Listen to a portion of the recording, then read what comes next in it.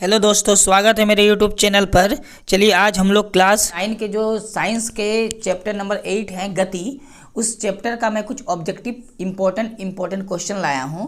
जैसा आपको पता होगा कि जो नवंबर दिसंबर में एग्ज़ाम होने वाले हैं, उस एग्ज़ाम में जितने भी सब्जेक्ट है सबके ऑब्जेक्टिव टाइप के ही पूछे जाएंगे। जो आपका जो साइंस पोर्शन है, साइंस का ये चैप्टर नंबर जो 8 है, ये आपका फिजिक्स है। तो फिजिक्स से मोशन चैप्टर जो है, चैप्टर 8 गति, उस चैप्टर से मैं 30 इंपॉर्टेंट ऑब्जेक्टिव टाइप का क्वेश्चन बनाया हूँ। उस किताब को पढ़ने के बाद जो इंपॉर्टेंट क्वेश्चन निकल के आते हैं वो टोटल मैं 30 क्वेश्चन बना पाया हूँ। तो आप एग्ज़ाम देने जाने से पहले एक बार इस क्वेश्चन को जरूर प्रैक्टिस करके जाइएगा, क्योंकि टोटल ऑब्जेक्टिव क्वेश्चन रहेंगे। तो एक चैप्टर से अगर 30 क्वेश्चन आप प्रैक्टिस करके जाते हैं तो उस चैप्टर से जितने भी ऑब्जेक्टिव आने वाले होंगे, उम्मीद करता हूँ इन्हीं में से कोई ना कोई क्वेश्चन रहेगा। ठीक है, तो आप देखिए पूरा, और जितने भी चैप्टर आने वाले हैं सब चैप्टर का मैं ऑब्जेक्टिव क्वेश्चन बनाऊंगा आपके सामने, आपको दूंगा, आपका बहुत हेल्प होगा। ठीक है, चलिए आप मेरे वीडियो पे हैं तो आप सब्सक्राइब कर लीजिए, ताकि जो वीडियो नेक्स्ट मैं बनाऊंगा, अपलोड करूंगा बना के, वो आप तक पहुंच जाए। ठीक है, चलिए तो हम लोग शुरू करते हैं पहला क्वेश्चन से। देखिए, तो पहला क्वेश्चन आपको दिख रहा होगा, दूरी का मूल मात्रक बताइए। ऑप्शन ए है m, ऑप्शन बी है n, ऑप्शन सी है s और ऑप्शन डी है मीटर बाय सेकेंड, यानी m/s। ठीक है, तो आपको पता होगा दूरी का मूल मात्रक क्या होता है, मीटर होता है, और मीटर मतलब m। ऑप्शन ए इसका सही आंसर हो जाएगा। ठीक है, तो आप ऑप्शन ए पे टिक लगा लीजिए। ठीक है, ऑप्शन ए इसका सही आंसर है। चलिए तो हम लोग अब दूसरा क्वेश्चन को देखते हैं।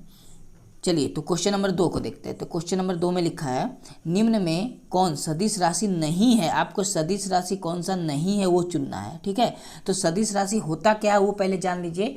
सदिश राशि उसे कहते हैं जिसका निश्चित परिमाण होता है और एक निश्चित दिशा होता है। ठीक है, वो सदिश राशि होता है।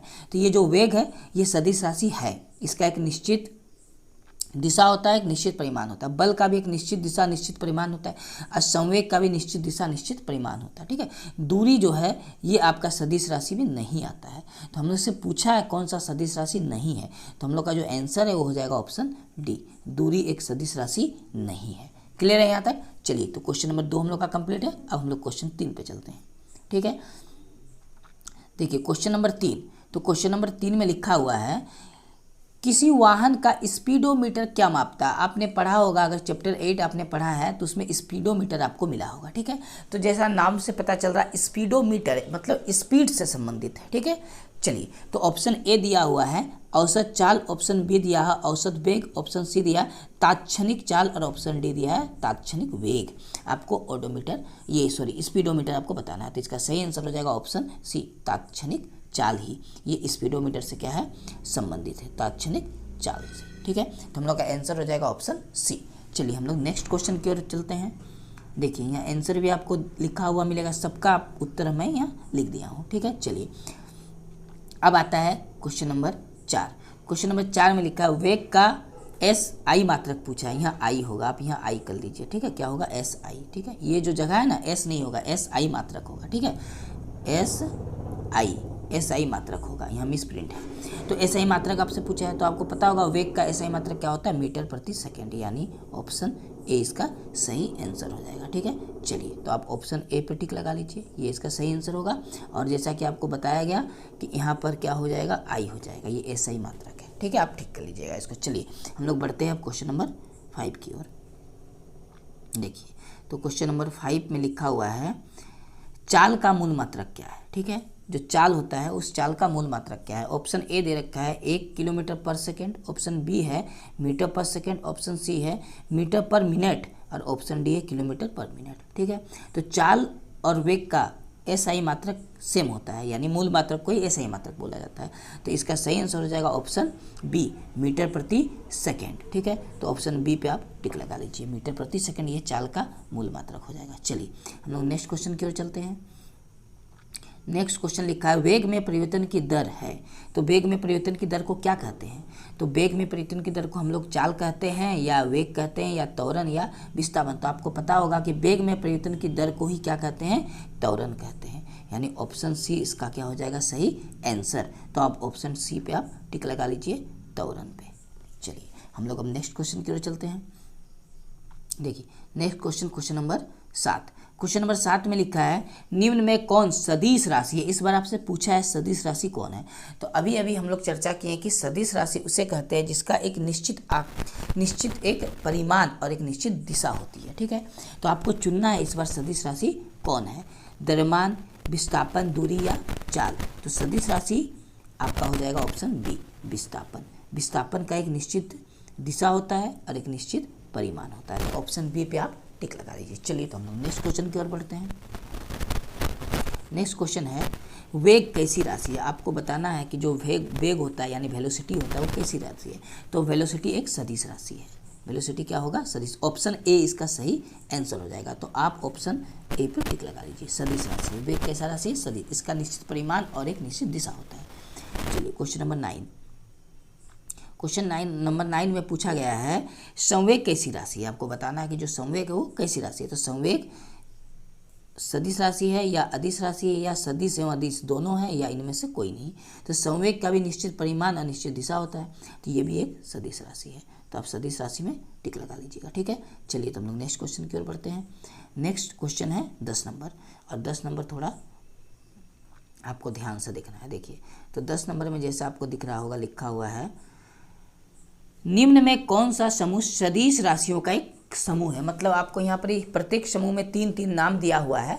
आपको बताना है कि ये सदिश का समूह कौन सा है। ऑप्शन ए में दे रखा है कार्य, ऊर्जा, चाल। क्या ये तीनों सदिश राशि है? तो नहीं, ये सदिश राशि तीनों नहीं हो सकता। ठीक है, देखिए ऑप्शन बी में दे रखा है चाल, त्वरण, वेग। तो इसमें से वेग और जो वेग है वो क्या होता है, सदिश विभक्ति। बाकी सब क्या होता है, अदिश होता है। तो ऑप्शन बी भी आपका नहीं होगा। ऑप्शन सी लिखा हुआ वेग, त्वरण और बल, हाँ ये तीनों क्या है, सदिश राशि है। ये तीनों कौन सा राशि निकल जाता है, सदिश। तो हम लोग का ऑप्शन नंबर सी सही आंसर हो जाएगा। तो आप ऑप्शन नंबर सी पे टिक लगा लीजिए। 10 का आंसर क्या होगा, सी। तो आपको पता चला होगा कि वेग, त्वरण और बल ये तीनों कौन सा राशि में आ जाता है, ये तीनों सदिश राशि में आ जाता है। ठीक है, चलिए तो हम लोग नेक्स्ट क्वेश्चन की ओर चलते हैं। देखिए नेक्स्ट क्वेश्चन में हम लोग देखते क्या है। ठीक है, तो नेक्स्ट क्वेश्चन लिखा हुआ है, नेक्स्ट क्वेश्चन ये रहा आपके सामने। और नेक्स्ट क्वेश्चन में लिखा हुआ है कि स्वचालित वाहन, ठीक है, स्वचालित वाहनों में एक यंत्र लगा होता है जो उसके द्वारा तय की गई दूरी को प्रदर्शित करता है। इस यंत्र को क्या कहते हैं? तो इस यंत्र को हम लोग कहते हैं ओडोमीटर। क्या कहा जाता है, ओडोमीटर। इसका सही आंसर हो जाएगा ऑप्शन ए, ओडोमीटर कहते हैं। तो वाहनों के द्वारा तय की गई दूरी को जिस यंत्र से नापा जाता है उसको बोलते हैं ओडोमीटर। ठीक है, चलिए तो हम लोग नेक्स्ट क्वेश्चन की ओर चलते हैं। और नेक्स्ट क्वेश्चन है क्वेश्चन नंबर 12। देखिए ये रहा आपके सामने क्वेश्चन नंबर 12। तो क्वेश्चन नंबर 12 में लिखा है सरल रेखीय गति का उदाहरण है। तो इसमें से आपको चारों ऑप्शन में देखना है कि सरल रेखीय गति क्या है। तो सरल रेखीय गति वो जो सीधा चलता है। जैसे सरल लोलक की गति, लोलक ऐसे ऐसे घूमता है, ऐसे जाता है, फिर ऐसे जाता है, ऐसे जाता है, ऐसे, यानी ऐसे ऐसे लोलक चलता है। ठीक है, तो लोलक तो होगा नहीं। उसके बाद लिखा सड़क पर कार की गति। हाँ, सड़क पर कार तो सीधा ही चलता है, फिर भी ऑप्शन सी देखते हैं। सूर्य के चारों ओर पृथ्वी की गति। तो सूर्य अगर बीच में है तो पृथ्वी तो गोल गोल ऐसे घूरेगा। तो ये भी नहीं होगा, इनमें से कोई नहीं। तो पहली बात कि इसमें से आपका ए नंबर नहीं हो सकता, सी नहीं हो सकता। एक ही ऑप्शन बच रहा है, ऑप्शन बी, सड़क पर कार की गति। तो आंसर हो जाएगा ऑप्शन नंबर बी। आप ऑप्शन नंबर बी पर टिक लगा लीजिए, ये वाला। ठीक है, चलिए तो हम लोग चलते हैं नेक्स्ट क्वेश्चन की ओर। देखिए क्वेश्चन नंबर 13। तो क्वेश्चन नंबर 13 में लिखा हुआ है इकाई समय में, यानी यूनिट टाइम बता रहा है, इकाई समय में निश्चित दिशा में तय की गई दूरी क्या होता है। तो इकाई समय में निश्चित दिशा में तय की गई दूरी को हम लोग वेग कहते हैं, यानी ऑप्शन बी इसका सही आंसर हो जाएगा। तो आप ऑप्शन बी पे टिक लगा लीजिए, वेग। ठीक है, चलिए हम लोग नेक्स्ट क्वेश्चन की ओर चलते हैं। और नेक्स्ट क्वेश्चन 14 नंबर में लिखा है निश्चित दिशा में वस्तु द्वारा तय की गई दूरी क्या है। तो निश्चित दिशा में वस्तु द्वारा तय की गई दूरी को हम लोग विस्थापन कहते हैं। ऑप्शन सी इसका सही आंसर हो जाएगा। तो आप ऑप्शन बी पे टिक लगा लीजिए। ऑप्शन बी नहीं, ऑप्शन सी इसका सही आंसर होगा, विस्थापन। ठीक है, क्या होगा, ऑप्शन सी, विस्थापन। चलिए हम लोग क्वेश्चन नंबर 15 की ओर चलते हैं। तो क्वेश्चन नंबर 15 में लिखा हुआ है यदि दो राशियों का परस्पर ग्राफ सरल रेखा हो तो दोनों राशियां क्या होती है, अचर होती है या बराबर होती है या अनुक्रमानुपाती होती है या व्युत्क्रमानुपाती होती है। तो इसका सही आंसर हो जाएगा ऑप्शन सी, अनुक्रमानुपाती होती है। तो ऑप्शन सी इसका सही आंसर है। चलिए तो हम लोग अब देखते हैं नेक्स्ट क्वेश्चन को, क्वेश्चन नंबर 16 को। देखिए क्वेश्चन नंबर 16 में लिखा हुआ है विस्थापन की दर। ठीक है, विस्थापन की दर क्या है ना, विस्थापन की दर। तो विस्थापन की दर को क्या कहते हैं, विस्थापन की दर को हम लोग वेग कहते हैं, है ना। तो ये क्या हो जाएगा, विस्थापन की दर को वेग कहा जाता है। तो ऑप्शन सी इसका क्या हो जाएगा, सही आंसर हो जाएगा। ऑप्शन सी पे टिक लगा लीजिए। चलिए हम लोग नेक्स्ट क्वेश्चन की ओर चलते हैं। देखिए नेक्स्ट क्वेश्चन 17 नंबर में लिखा हुआ है, एक समान गति की, देखिए एक समान गति की अवस्था में त्वरण होता है। अगर एक समान गति की अवस्था में जा ही रहा तो इसमें त्वरण क्या होगा, त्वरण होगा शून्य। जब एक ही समान गति में जा रहा मतलब ना तो उसमें कमी आ रहा ना तो वृद्धि आ रहा, तो उस स्थिति में त्वरण क्या होता है, शून्य होता है, उसमें त्वरण होता ही नहीं है। ठीक है, तो आप इसमें टिक लगाइए, ऑप्शन नंबर ए शून्य। चलिए हम लोग नेक्स्ट क्वेश्चन की ओर चलते हैं, क्वेश्चन नंबर 18। तो क्वेश्चन नंबर 18 में लिखा है, ऋणात्मक त्वरण क्या कहलाता है। जब मान लिया जाए त्वरण ऋणात्मक हो, ठीक है, माइनस में आ जाए त्वरण, तो माइनस में अगर त्वरण मतलब ए आ जाए तो उसको कहते हैं मंदन। ऑप्शन बी इसका सही आंसर हो जाएगा। ठीक है, तो आप ऑप्शन नंबर बी में टिक लगा लीजिए, मंदन कहते हैं। चलिए अब नेक्स्ट क्वेश्चन की ओर चलते हैं। देखिए इसमें से आपको बताना है, क्वेश्चन नंबर 19 में निम्न में कौन सा संबंध सही है। ठीक है, आपको संबंध चुनना है। देखिए ऑप्शन ए लिखा हुआ है, चाल बराबर दूरी बटा समय। हाँ, चाल बराबर दूरी बटा सही समय होता है, ये सही संबंध है। ठीक है, ऑप्शन बी में लिखा है, दूरी बराबर चाल गुना समय, ये भी सही है क्योंकि दूरी बराबर चाल गुना समय होता है। ऑप्शन सी में लिखा है, समय बराबर दूरी बटा चाल, ये भी ऑप्शन सही है। इसका मतलब आंसर क्या हो जाएगा, ऑप्शन डी उपयुक्त सभी। तो इसका सही आंसर हो जाएगा उपयुक्त सभी, ऑप्शन डी। आप ऑप्शन डी को टिक लगा लीजिए। ठीक है, चलिए तो हम लोग प्रैक्टिस कर चुके हैं 19 नंबर क्वेश्चन तक। अब आगे देखते हैं क्वेश्चन नंबर 20 को। देखिए क्वेश्चन नंबर 20 में लिखा हुआ है कि निम्न में कौन सा संबंध सही है। आपको संबंध बताना है कौन सा सही है। तो इसका आंसर हो जाएगा ऑप्शन ए, विस्थापन वेग और दूरी, ये क्या है, सही संबंध दर्शा रहा है। तो ऑप्शन ए इसका आंसर है। तो आप ऑप्शन ए पे टिक लगा लीजिए, ऑप्शन ए। ठीक है, चलिए अब हम लोग चलते हैं नेक्स्ट क्वेश्चन की ओर। नेक्स्ट क्वेश्चन में लिखा हुआ है, निम्न में, हाँ चलिए लिखा है, निम्न में किस राशि का एसआई मात्रक समान होता है। इसमें दो राशि दिया हुआ है। ऑप्शन ए में दिया हुआ है चाल और वेग, ऑप्शन बी में दिया है त्वरण और विस्थापन, ऑप्शन सी में दिया बल और संवेग, ऑप्शन डी दिया इनमें से कोई नहीं। इसमें से बताना है आपका कि दो ऐसा कौन सा राशि है जिसका एसआई मात्रक एक ही जैसा होता है। ठीक है, तो वो दो राशि है चाल और वेग। चाल का भी एसआई मात्रक होता है मीटर पर सेकेंड और वेग का भी एसआई मात्रक होता है मीटर पर सेकेंड।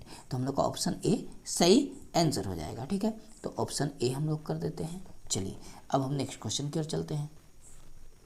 चलिए तो हम लोग क्वेश्चन नंबर 22 को देखते हैं। क्वेश्चन नंबर 22 में लिखा है, वेग समय वक्र द्वारा घिरा क्षेत्र होता है। ऑप्शन ए त्वरण, ऑप्शन बी विस्थापन, ऑप्शन सी एक समान वेग, ऑप्शन डी इनमें से कोई नहीं। तो इसका सही आंसर हो जाएगा क्या, ऑप्शन बी विस्थापन। क्या हो जाएगा, ऑप्शन बी। आप ऑप्शन बी पे टिक लगा लीजिए, विस्थापन हो जाएगा। ठीक है, चलिए हम लोग नेक्स्ट क्वेश्चन की ओर बढ़ते हैं। देखिए नेक्स्ट क्वेश्चन लिखा हुआ है, वेग समय ग्राफ। ठीक है, वेग समय ग्राफ का ढाल क्या प्रदर्शित करता है, त्वरण, विस्थापन, एक समान वेग या इनमें से कोई नहीं। तो इसका सही आंसर हो जाएगा ऑप्शन ए, त्वरण को प्रदर्शित करता है। तो आप त्वरण में टिक लगा लीजिए, ऑप्शन ए में। ठीक है, चलिए हम लोग नेक्स्ट क्वेश्चन की ओर चलते हैं। देखिए next question, question number 24। Question number 24 में लिखा है, निम्न में से किसे एक समान वृत्त गति कहा जा सकता है। ठीक है, एक समान वृत्त गति माने से गोल घूमता है, एक समान घूमेगा। ठीक है, ऑप्शन ए लिखा हुआ है, जब एक वस्तु वृत्तीय रास्ते पर असमान चाल से चलता है। ऑप्शन बी में लिखा है, जब एक वस्तु वृत्तीय रास्ते पर एक समान चाल से चलता है। ऑप्शन सी है उपयुक्त दोनों, मतलब ए भी आंसर हो सकता है और बी भी। और डी नंबर में लिखा है इनमें से कोई नहीं हो सकता है। ठीक है, तो इसका सही आंसर क्या होगा, तो इसका सही आंसर हो जाएगा ऑप्शन बी, जब एक वस्तु वृत्तीय रास्ते पर एक समान चाल से चलता है, मतलब राउंड वृत्तीय रास्ते पर चले लेकिन एक समान चाल से चले, उसका स्पीड कम बेसी नहीं होना चाहिए। ठीक है, तो ऑप्शन इसका हो जाएगा बी सही आंसर। चलिए तो हम लोग नेक्स्ट क्वेश्चन की ओर बढ़ते हैं। देखिए ये दे दिया है आंसर, है ना। तो नेक्स्ट क्वेश्चन है 25 नंबर, और 25 नंबर में लिखा है, एक वस्तु समान वेग से चल रही है। ठीक है, एक वस्तु समान वेग से चल रही है, उसका त्वरण क्या होगा। अगर समान वेग से चलेगा तो त्वरण कुछ नहीं होगा, यानी ऑप्शन ए त्वरण शून्य होगा। ठीक है, चलिए तो आप टिक लगा लीजिए ऑप्शन ए में, त्वरण क्या हो जाएगा, शून्य। अब हम लोग बढ़ते हैं क्वेश्चन नंबर 26 की ओर। देखिए 26 नंबर क्वेश्चन में लिखा है, किसी वस्तु के एक समान गति के लिए समय दूरी ग्राफ की प्रकृति क्या होती है। ठीक है, समय दूरी ग्राफ का प्रकृति। अब यहाँ एक चीज़ बोला, एक समान गति, अगर एक समान गति है मतलब वो सीधा जा रहा है ना, तो ऑप्शन बी इसका सही आंसर हो जाएगा, सरल रेखा। ठीक है। चलिए तो ऑप्शन बी में आप टिक लगा लीजिए, सरल रेखा। अब हम लोग चलते हैं नेक्स्ट क्वेश्चन की ओर, और नेक्स्ट क्वेश्चन है क्वेश्चन नंबर 27। अब क्वेश्चन नंबर 27 में लिखा हुआ है किसी वस्तु के असमान गति के लिए समय दूरी ग्राफ की प्रकृति क्या होगी। असमान गति का मतलब वस्तु कम बेसी होगा, मतलब उसका वक्राकार होगा, है ना।